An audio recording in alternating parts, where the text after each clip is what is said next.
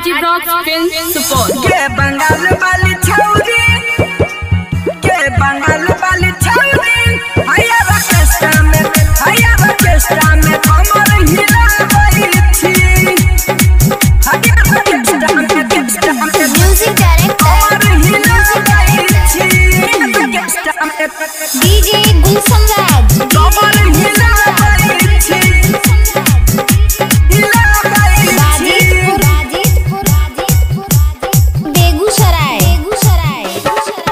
तोहर होठा लाले लाल छिही गजब के माँ, गजब के माँ, गजब के माँ। तोहर होठा लाले लाल छिही गजब के माँ, तोहर होठा लाले लाल छिही गजब के माँ, तोहर होठा लाले लाल छिही गजब के माँ।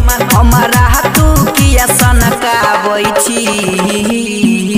ये बंगाल वाली छौरी, गे बंगाल वाली छौरी, हैया ऑर्केस्ट्रा में कमर हिलावै छी। गे बंगाल वाली छौरी, हैया ऑर्केस्ट्रा में कमर हिलावै छी। हैया ऑर्केस्ट्रा में कमर हिलावै छी।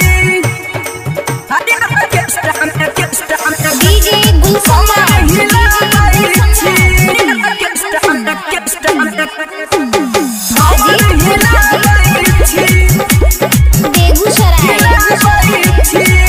तोहर देहिया लागै छौ बिजली के तार, ई जवानी में वोल्टेज छौ 12,000। तोहर देहिया लागै छौ बिजली के तार, ई जवानी में वोल्टेज छौ 12,000। जब कमर हिलैली पूरा लहंगा उठैली, तू त बुढ़ाव के मुड सनकाबै छी।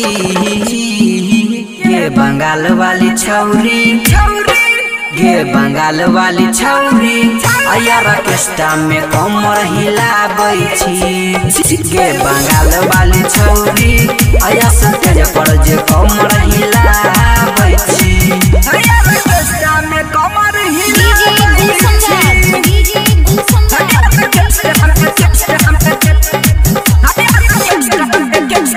गाजीपुर कमर हिलावै